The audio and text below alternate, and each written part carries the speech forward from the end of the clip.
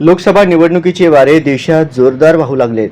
राज्यातील प्रमुख जागांवर महायुती महाविकास आघाडीत खलबत्ते सुरू असताना सोलापूरच्या जागेबद्दलही चढाओढ सुरू आहे.